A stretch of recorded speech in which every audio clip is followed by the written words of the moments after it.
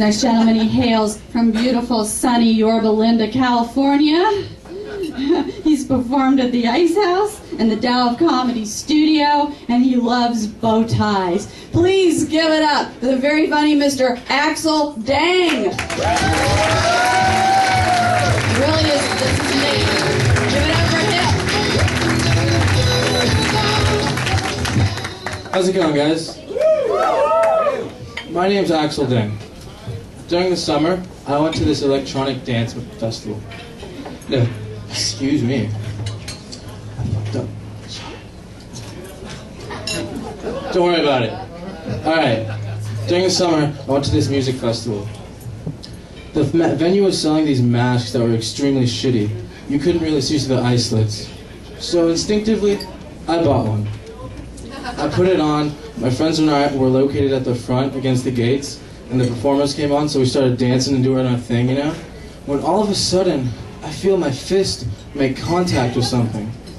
I tore off my mask, and I realized that I had just punched a cop. In the fucking face! He got all up in my face and threatened to arrest me, and I explained my case with the eye holes. He looked at me for a good 2 minutes and finally said, "When you close your eyes to go to sleep tonight, you thank God Officer John was a pastor." I don't know what the fuck that means, but I prayed my ass off. A couple weeks ago, it was midterm time in my school. The time where everyone looks like a zombie and Adderalls are popped like candies. I just got done taking my first midterm when this poor, sleep-deprived zombie crawled up to me and begged me for a pencil. I only had one left, but he offered me $5 for it. So we did the trade-off, and we ran off to his classroom to take his midterm.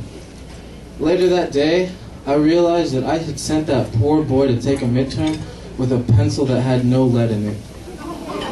But I mean, I got $5, so who gives a fuck, right?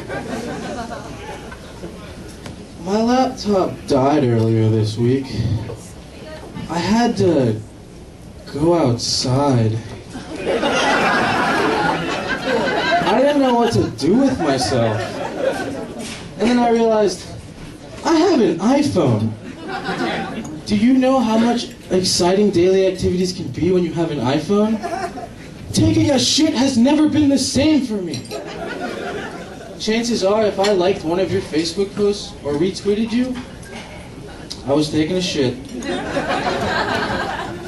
I don't like how they give hurricanes names. It gives me really bad trust issues.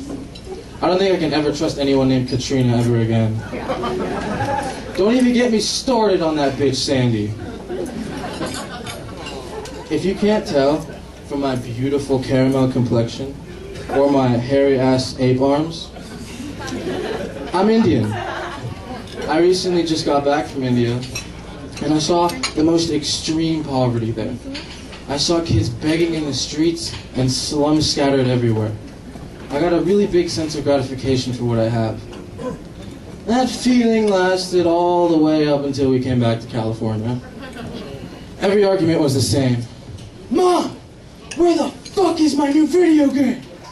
You're ruining my life."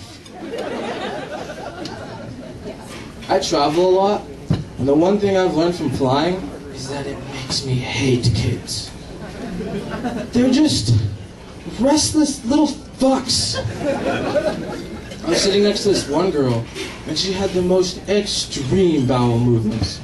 She caused the whole cabin to smell like cheese. Now, I like cheese, but I don't think I can ever eat pizza again. She ruined Papa John's for me. My dad is this extremely old-fashioned type of Indian. He always likes to talk to me about arranged marriages. He always likes to say, "Axel, you can fool around with any girl you want, but when it comes to marriage, I get to choose your wife." I'm mildly terrified that this bullshit is true. I really want to mess with him one day and be like, "Dad, I'm gay." The only problem is I know he'll be like, "Oh, I get to choose your husband." You You guys ever give out your phone number to someone you don't really want to? I just give them the wrong number. It really sucks though when they're like, "Oh, can you repeat that?"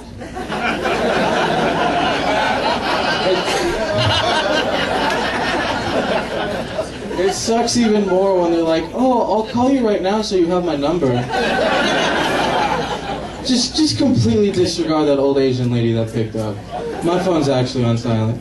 Thank you guys. You guys have been an amazing audience.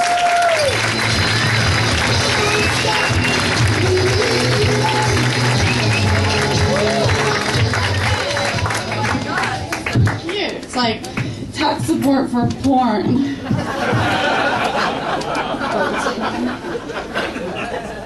That racist lady